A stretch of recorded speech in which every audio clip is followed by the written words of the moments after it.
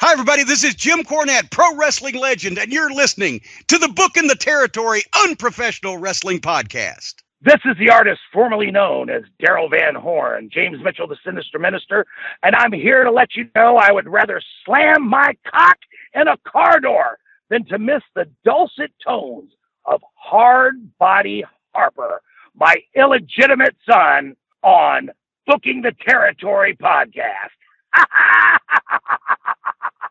Welcome back, everyone, to this week's episode of our Smoky Mountain Rasslin podcast. This is Smoky Mountain Wrestling, episode 175 from June the 3rd of 1995.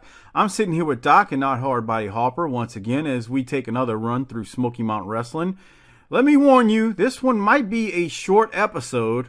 I'm pretty sure it's going to be short because it is basically a recap episode. Doc, how are you this morning, man? Well, I had a great Christmas last week. How about you? Oh, it was wonderful, wonderful, wonderful, wonderful. And we should wish the good folks out there from the BTT Army, hashtag BTT Army on Twitter, a happy new year, as the new year is just a... That's right, 2020, brah. 2020. Who would have thought we'd live this long? Jesus Christ. You know, I was doing the math. Hey, did you have fun at the BTT Christmas party this year? Fucking wonderful. Fantastic. You guys should have seen it, man. Mike put in another big performance of swigging. He downed one of those damn jugs of eggnog and then went to the Henny and then got behind the wheel and drove home. No, that's not true.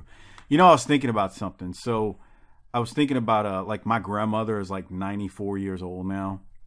And I was thinking to myself, man, if I live to be as old as her, as what I am right now, that basically means I need to get to the year 2070.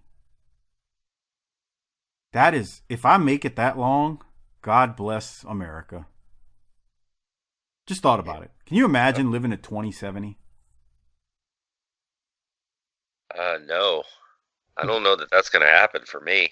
I hope it happens for me, but anyway, we'll see. Yeah, so this is the last content you'll get for the year for 2019. We've had another blessed year at the BTT offices.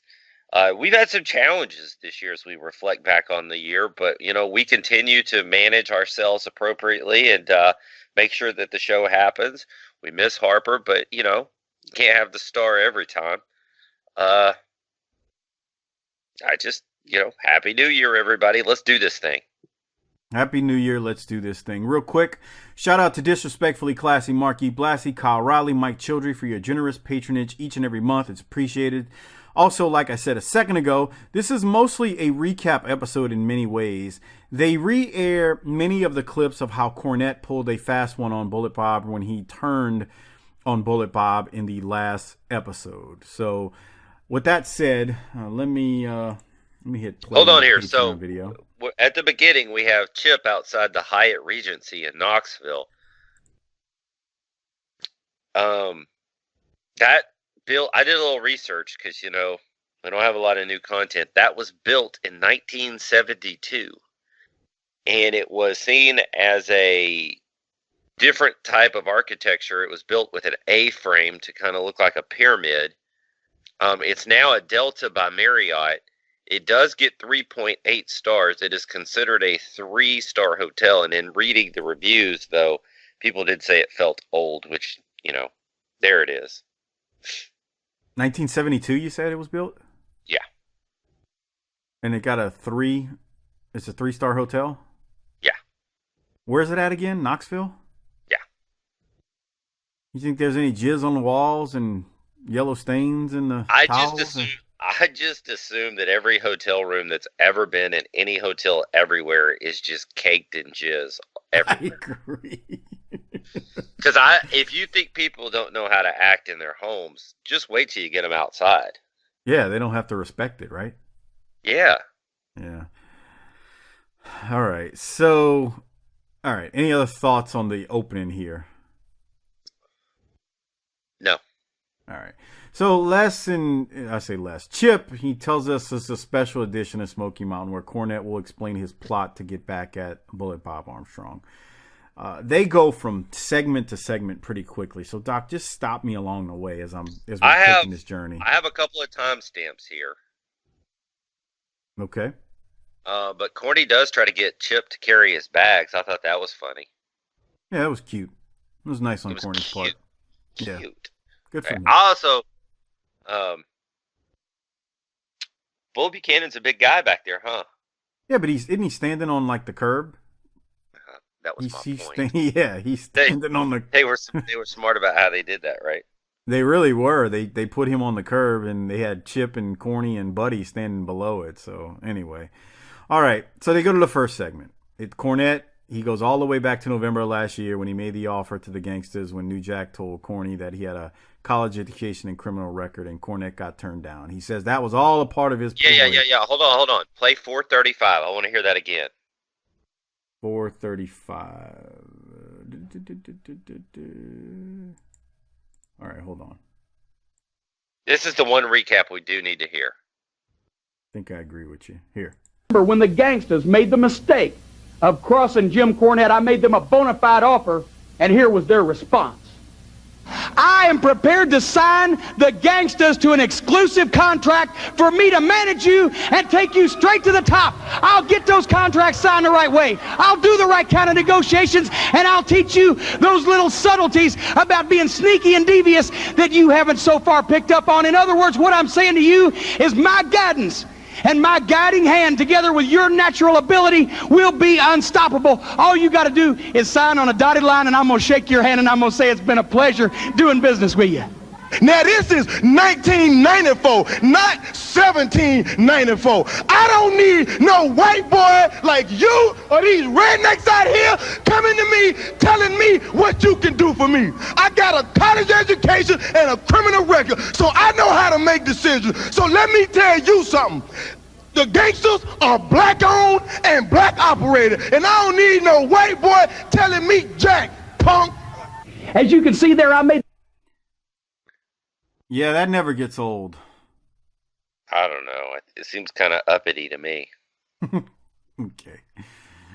That's nice. Any other thoughts, Doc? How great was that back in the day? First time, man. The first time you heard that, your damn ears went up.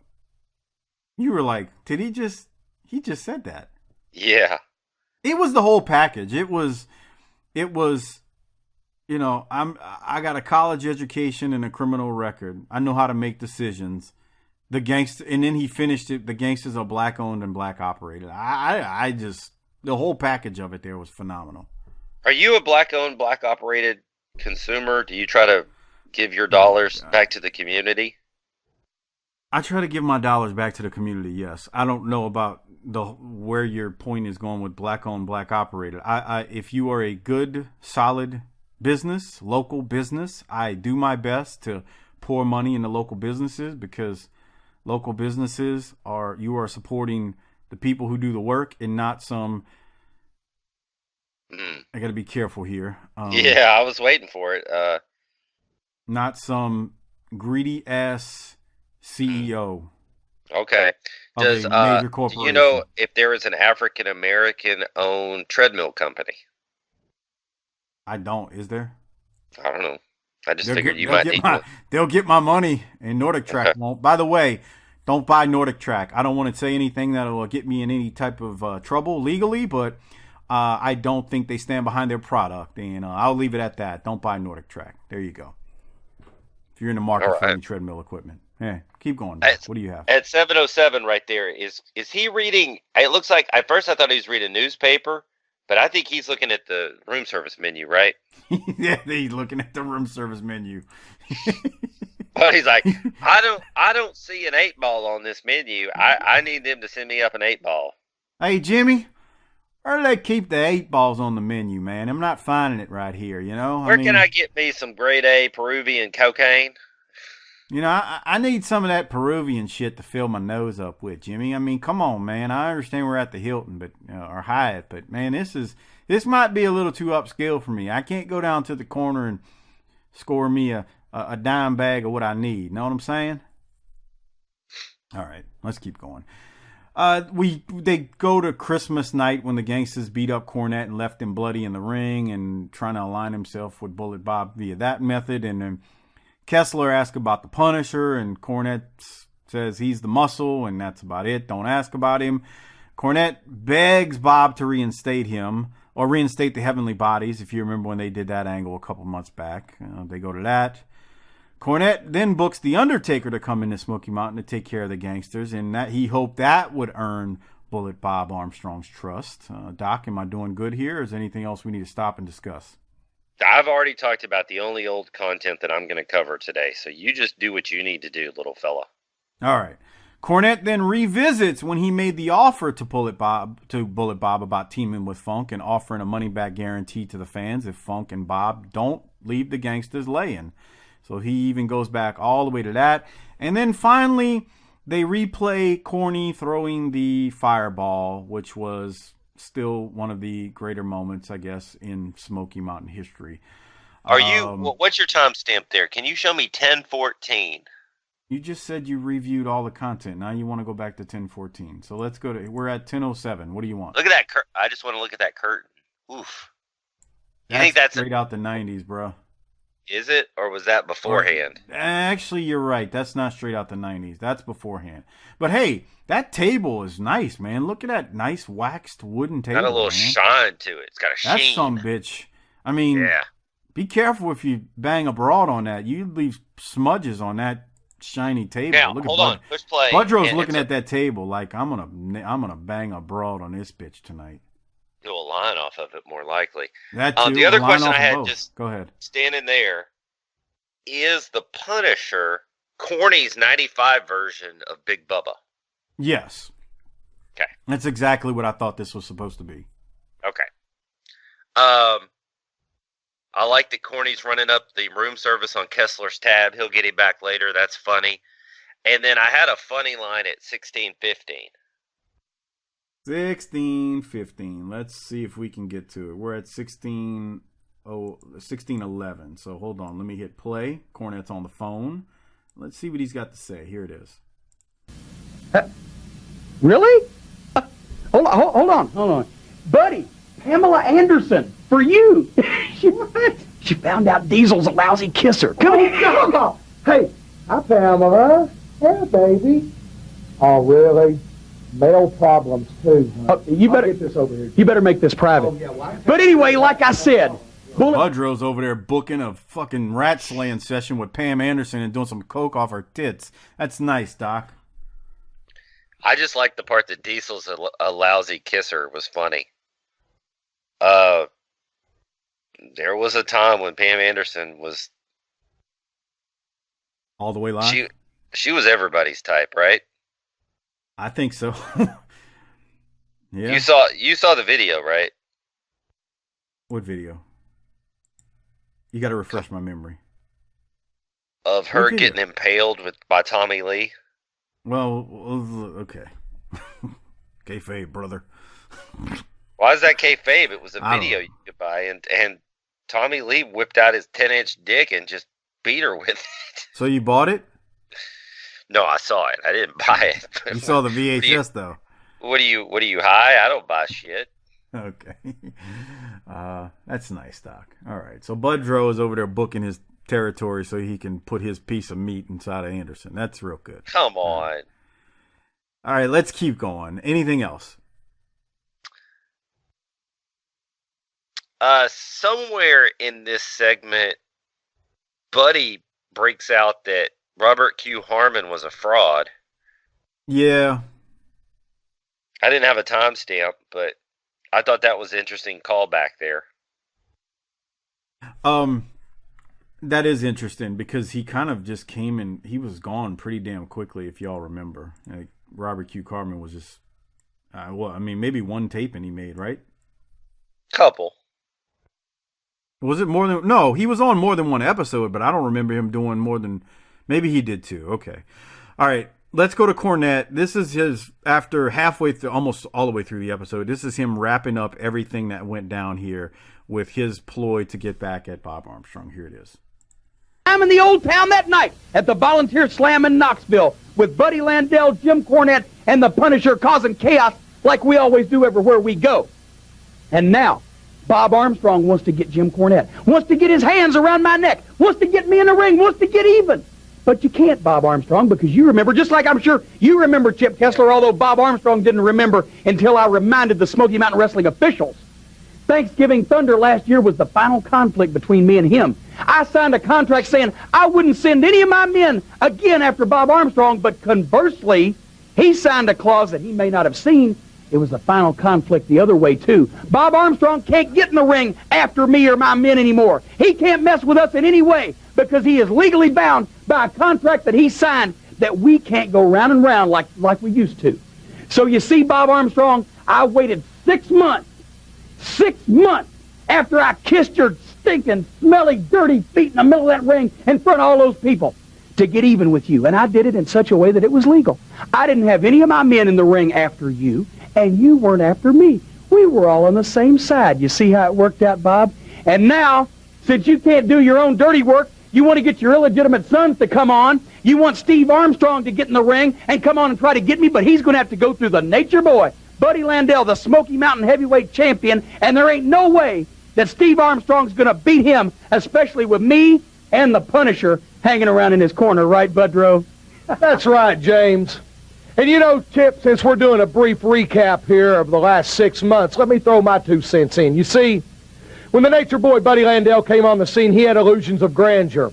And of course, I wanted to step in and be the Smoky Mountain Heavyweight Champion. That's why I came in and choked the Dirty White Boy out right off the bat. You see, I came in with a management team, one called Robert Q. Harmon, that promised me all of these Wheatie commercials, all of these vitamin commercials, all of these big things in Hollywood, but that seemed to fizzle out. And after that, it seems I got hornswoggled into every stinking kind of redneck stupid match with Bobby Blaze and the Dirty White Boy. Bobby Blaze running in, Dirty White Boy running in. I had everything in the world against me. But you see something, you can't keep a good man down. And when James E. Cornette turned my life around April the 8th, and we got together, and between my God-given ability and this man's mind that's like a steel trap, you ought to be working for the State Department, brother. I'm telling you, this man, mine, is like a mathematician, brother. And I doubt very seriously, between his brains and my brawn, that there's anybody out there, especially in the near future, that can come up against a formidable team like James Cornette and the Nature Boy, Buddy Landel. Oh, and there'll be no more running in. No. There'll be no more backdooring.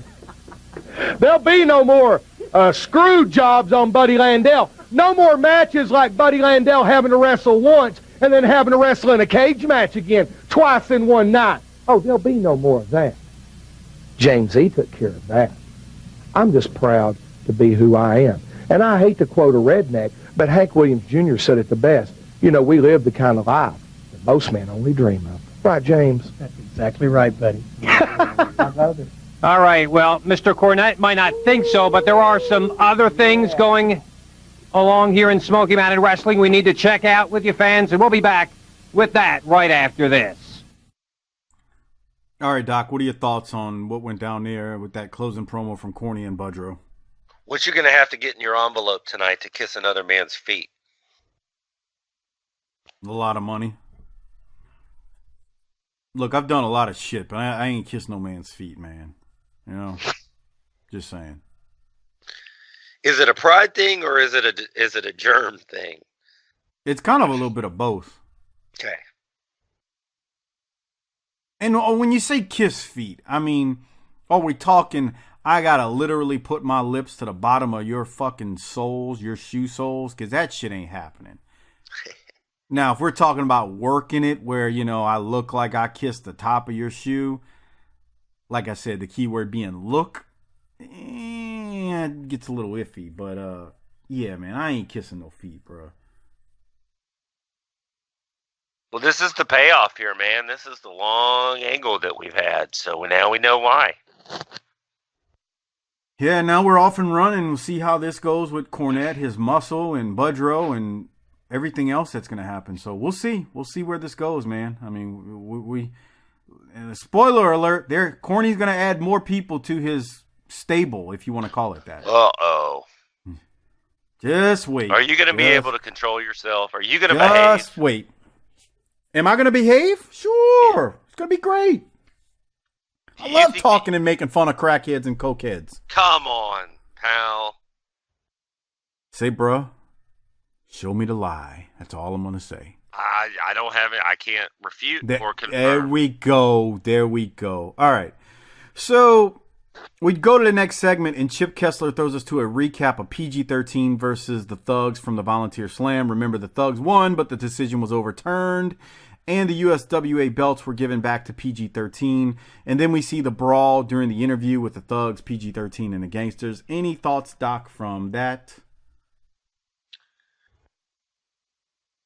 I like well, are you getting ready to play the promo? Well, I don't have any notes from it, so I was going to ask you about that. Well, I just like when he says a redneck hillbilly ain't a thug. All right, let's play it then. Here we go. Well, fans, as you can see, an explosive tag team situation here in Smoky Mountain Wrestling. Now, in addition to the stretcher match signed between the Thugs and the Gangsters, coming up Friday night, June 16th here in Knoxville, it'll be a special triple threat tag team extravaganza. The Thugs versus the Gangsters versus PG-13. The one team left will collect $10,000. In addition, for this special match in Knoxville, 2 referees, Smoky Mountain's Mark Curtis and from the USWA, Randy Hales. Right now, fans, let's hear comments from all 3 tag teams involved. Tracy Smothers, dirty white boy. We done had the street fights. We done had the cage matches. Now you want to have a stretcher match between me and Mustafa? Well, son, you signing your own death certificate. Because, see, that's the way we like it. We don't want one to be carried out. We rather have both of us carried out. But now you want a stretcher match? Well, you bring it on. You show up. We gonna show you how bad the gangsters are. You want to call yourself thug? A redneck hillbilly ain't no thug. You looking at the true thugs. You looking at the true gangsters. And now you gonna get the daylight beat out of you. And then we got Parental Guidance 13. You think you gonna bebop and hip hop from Memphis, Tennessee to Knoxville, thinking you gonna come in here waving your hands in the air, talking about you wanna get a little bit? Well, you ain't gonna stand between $10,000 and me and Mustafa, you understand? We gonna show you what it's like. I'm gonna give you a first-hand look of what the gangsters like. You see, stealing hubcaps don't make you a gangster. Waving your hands in the air don't make you a gangster. Stealing cars and stealing car radios don't make you a gangster. You want to see why people don't want us to come to their town? Because, boy, we ain't one to be played with. You see, I ain't got my daddy walking me from one organization to another, getting me where I need to get. I earn what I got, partner. So PG-13, you want some? Bring it on, because you gonna see this ain't gonna be the first and last time you got to deal with the gangsters. As the vice. All right, any thoughts on the gangsters? I thought that was awesome, and he called Dundee out for his daddy too. Yeah, hey man, it was great. He said basically some trifling crimes don't make you a gangster. Right. And I gotta say, they're living a gimmick with the Vanilla Ice stuff, with the writing in the head, and it's so. I mean, but you know what? Yeah. Here's the thing. This is 24 years ago, but if I went someplace like the zoo or youth sports at the park, you could see some clowns walking around like this today. Bruh. Not only these dudes, you hear me like make fun of the Metairie white guys in the New Orleans area? Yeah. There was a lot of dudes in Metairie, Louisiana, because that's where all the white folks lived, that fucking looked like these 2 clowns. With the fucking Vanilla Ice hairdo, and they were fucking gangsters. And I'm telling you, everybody who actually lived in the city and the real quote unquote gangsters were like, man, these old toy play clowns out of here, these old Vanilla Ice, fake gangsters out of here. This is Metairie, Louisiana in the 90s, right there, early 90s especially. But this is funny. They look, and I say that like in a good way. Give Wolfie D and JCI's credit. They're playing into that stereotype of these wannabe white gangsters. They really are. They're doing a good job of it. So I kind of like this, man. This was good. The gangster New Jack was great right there, though. I agree. All right, Do we want to go now to Randy Hales and PG-13? Sure. All right, here we go. Vice President of USWA Wrestling, I have a lot of duties. I watch wrestling programs from all over the world, and I watch Smoky Mountain Wrestling. So when I found out that my USWA tag team title holders, the number 10 rated tag team in the entire world, PG-13, had to come to Smoky Mountain Wrestling, I knew there would be a lot of home cooking. So I got my boys loaded up in the Cadillac. We came up to Knoxville, and I absolutely couldn't believe what I saw. The referee assigned for that match didn't even know the rules. He didn't have a clue about the rule book. So all I did, I went up to the ring, I told him the rules, I told him what Tracy Smothers and Dirty White Boy did, and then he reversed the decision, and the USWA tag titles went back where they belong, the team that won the titles. Then, all of a sudden I find out that we have a chance to win $10,000, but instead of PG-13 wrestling one mid-level team, they have to go against two teams because they know PG-13 can go through any one team they have. To protect my interests, because I do protect the interests of my tag team champions, I will be one of two referees, and I promise you, we will leave Smoky Mountain Wrestling as the USWA Tag Team Champions, and we'll have 10 grand going back to Music City. What do you think about the Gangsters and Tracy Smothers? You know, Tracy Smothers and Tony Anthony, you eat a whole lot of chicken, a whole lot of cornbread and beans, boy. But you see, we're from the hood, and $10,000, I would take this hubcap and bash my mama's face in for $10,000, boy. And gangsters, you talk about you all that, and you this and that. From the hood we're from in Memphis, Tennessee, punk, you couldn't even walk down the street, Jack. Tell 'em, Wolf. That's right, for $10,000, man, like he said, my mama's a dead woman, man. With $10,000, look, I can buy new clothes, man, some new boxers, new shorts. Look, I need some new shoes, man. Hey, I'm fixing to buy all kinds of stuff because I'm going to run over you boys. I heard you beating your big lips against your teeth. Well, when it comes down to it, $10,000 is coming back to the hood. Three teams, I'm the referee, we're going out with 10 grand, brother. I just caught that line that... Big lips? Yeah, he said you take your big lips flapping against your teeth. Holy shit. I didn't catch that the first time. That's not nice. That's stiff, brother. The only legitimate claim here that PG-13 can roll out is that the hood in Memphis is no joke. Oh, I don't... Yeah, I mean... Yeah, there's something to that. They're rolling in Memphis, bruh. They're down there hanging and banging, partner. Yeah, but you ain't walking around looking like fucking Vanilla Ice blazed out in the hood in Memphis. No. I was in Memphis this summer, and it felt dangerous down there. It felt like it was about to pop off, you know? You got to hear Harper tell his stories about when he's driving around through New Orleans, man. He knows. Well, New Orleans is a different story, pal. Harper's like, man. All right. Okay. We'll keep going. Let's go to the Thugs now. We got Smothers and Dirty White Boy. It's a three-way dance type match for $10K, so let's see what the Thugs have to say. You know, gangsters, after that double chain match, now we've got a stretcher match. And the only way to win a stretcher match is you beat your opponent down, you put him on the stretcher, and he's got to be carried completely out of the building.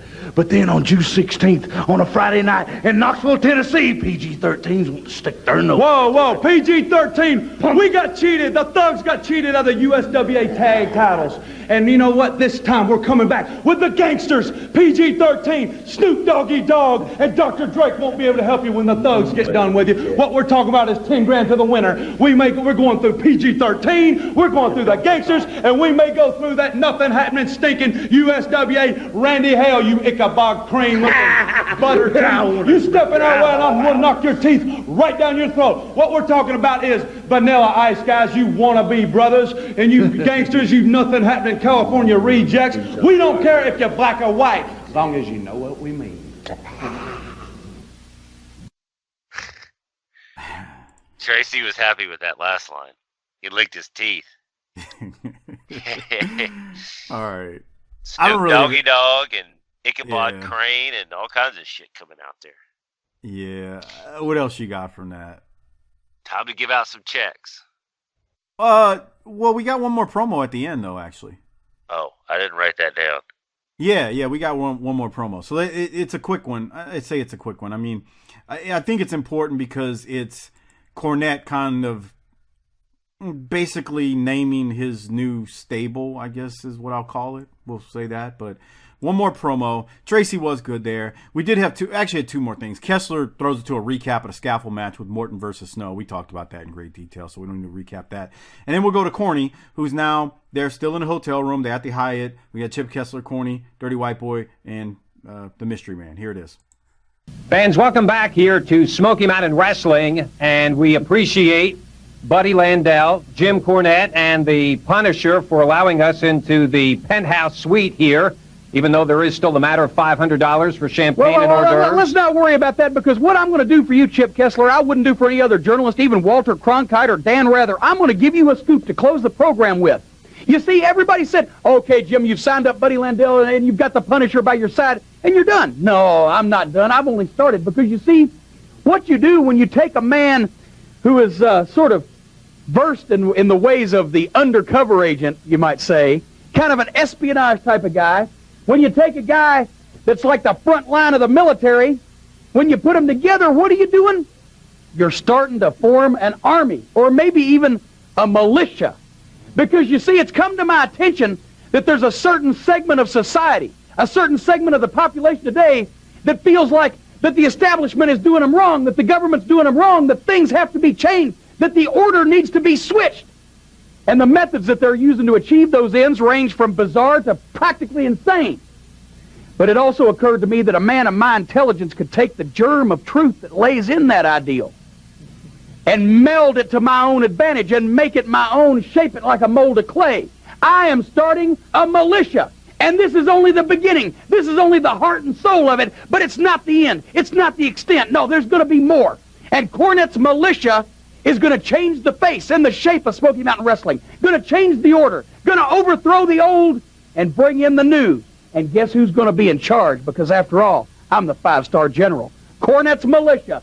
This is the bedrock. This is the foundation. But it ain't the end. It's only the beginning, Chip. All right, fans. Next week here on Smoky Mountain Wrestling, an investigative look into the tag team situation between the Rock and Roll Express and the... You like that Boogie Woogie piano? We got another recap episode next week. Just so you know, the special report is like it's a rundown of the Rock and Roll versus Snow and Unabomb. It's basically a recap, kind of what we saw here between Corny and Bullet Bob. What did you think of the last promo, though, Doc? Okay. Yeah, I mean, the thing that popped me more than anything right there was when he says the militia. He basically named his new faction. It's going to be Cornette's militia. And we'll see Corny with the military fatigues and all that great stuff coming up soon, which is great in itself. But that's a story for another day and another episode. All right, Doc. Disability check time. Who are you? What are you giving it?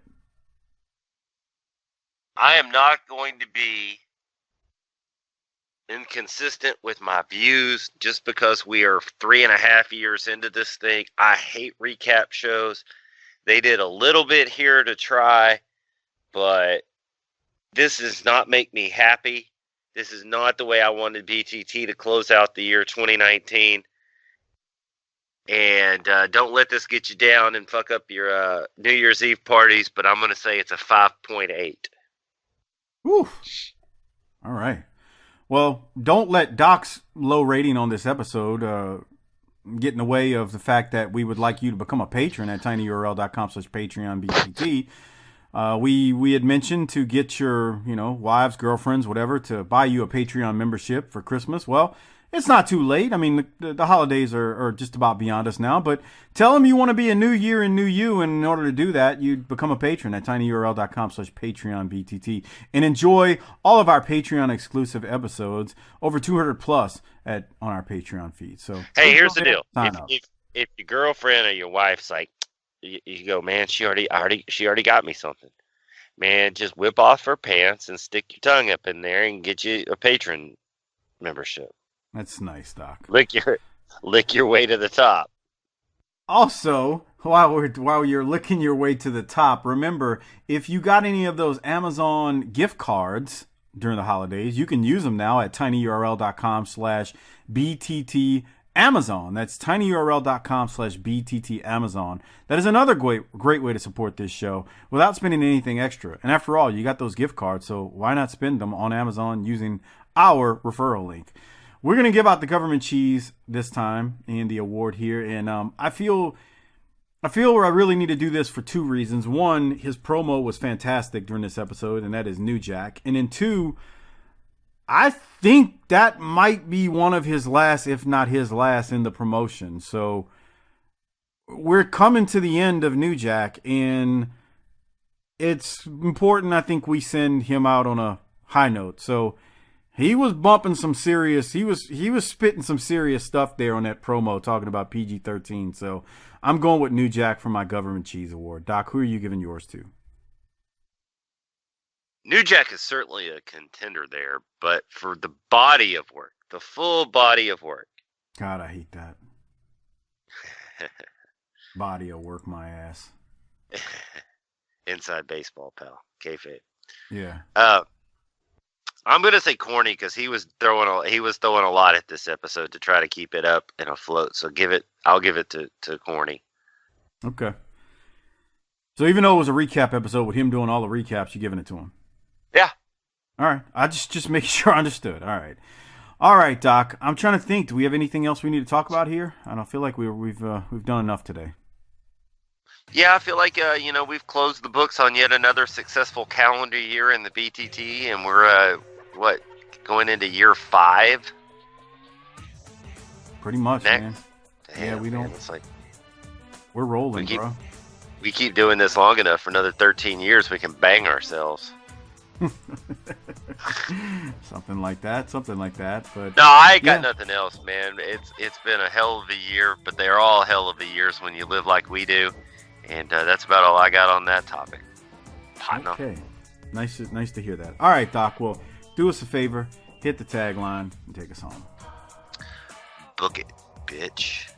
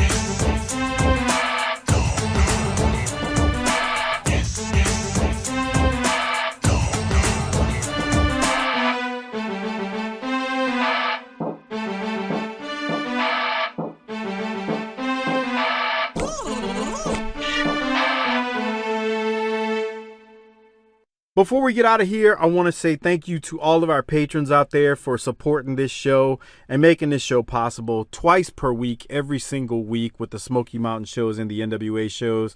And, look, I know you get extra shows, but ultimately, when you are a patron for us and support us on Patreon, we thank you because it does help the 8 free shows as well. So I know we do extra stuff, but with that said, patrons out there such as yourself, thank you for for being patrons. And if you're not one, remember, become one at tinyurl.com/PatreonBTT. Over 200 plus episodes are available on Patreon for you to enjoy and listen to. Extra stuff that we've done, wrestling stuff, non-wrestling stuff. And when I say non-wrestling stuff, it's nothing political or social things in the world. It's just Harper, Doc, and I having tons of fun talking about just utter stupidity for entire episodes. So that's what you have to look forward to. There's a lot there. The Dallas Cowboys ring rat house.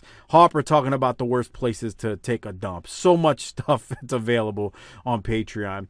Now, I also want to say a special shout out to our Hall of Fame Patreon members, Don Dipponet, Lee Russell, MDQ for Life, George Davis, Kevin Carter, Michael Angel, Bob Richards, Rocky Suazo, Christopher Champer, Will Harkey, Robbie Dyson, Rick Beebe, Brad Duknife, and Tom Schlegel, Coach Joey Chase, a.k.a. Willie Chase, Steve Malbasa, LaRon Brown, Kenny Byersdorf, Glenn Abbott at GA WrestleNut on Twitter, Bobby Murray, Marlon Mueller at Halfpoints Point on Twitter. Keep cutting those promos, kid.